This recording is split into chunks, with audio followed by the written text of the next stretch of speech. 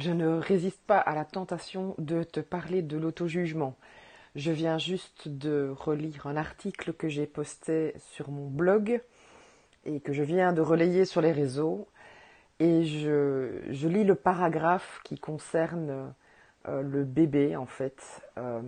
Tu sais, le bébé qui découvre une miette au sol et qui va la prendre dans ses petits doigts boudinés et qui va la regarder avec attention pendant super longtemps, en fait. Et ça m'a fait super marrer parce que dans cet article, ce que je dis, c'est que les adultes que nous sommes, qui nous jugeons en permanence, si ils étaient dans cette situation, en fait, d'avoir trouvé cette miette hyper intéressante sur le sol et de les tenir cette miette dans les doigts, certainement que l'adulte que nous sommes dirait, mais enfin, je suis vraiment con, en fait, de regarder cette miette-là dans mes doigts. Ah, genre, c'est juste une miette, quoi. Il n'y a pas de quoi en faire un plat. Et puis, oh, mais qu'est-ce que les gens vont pouvoir penser ça fait longtemps que je suis en train de regarder cette miette-là. Ils vont penser que je suis complètement taré, quoi.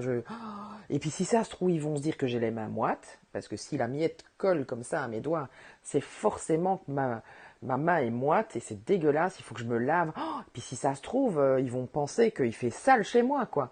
Genre, trouver des miettes par terre, ça veut dire que je nettoie pas assez. Donc, il fait sale.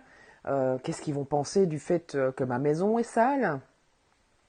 Ah, et puis il doit y avoir plein de bactéries là. C'est juste l'horreur.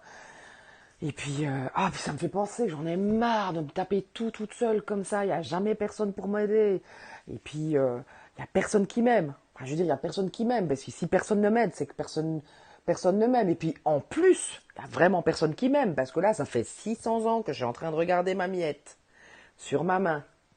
Il n'y a personne qui se pose des questions, donc personne n'a vu à quel point je suis absorbée par ma miette, par l'observation de ma miette. Ouais, c'est que personne ne m'aime, personne ne fait attention, on s'en fout, quoi. Bla, bla, bla. Voilà où ça mène, en fait, d'être dans les auto-jugements. Alors, ça vous a peut-être bien fait rire, moi, en tout cas, ça m'avait beaucoup fait rire de l'écrire et encore plus de le relire.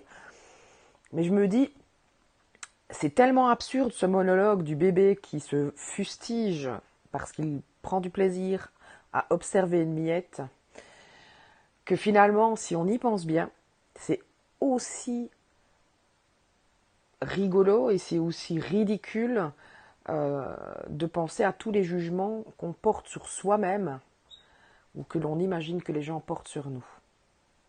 Et que si on n'avait pas cette propension à s'auto-juger, peut-être qu'on ferait plein de choses, beaucoup plus de choses, et qu'on s'autoriserait à faire des trucs qui nous font plaisir en étant vraiment présent à ce qu'on fait.